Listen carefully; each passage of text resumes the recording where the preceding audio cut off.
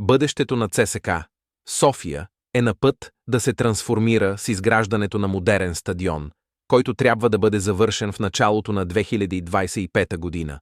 С капацитет от над 15 000 места и подземен паркинг, новият стадион представлява обещание за обновяване и модернизация на клуба.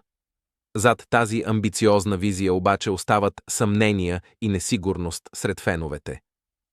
ЦСКА София ще разполага с най-модерния стадион в България в началото на 2025 година, с капацитет над 15 000 и повече места и подземен паркинг.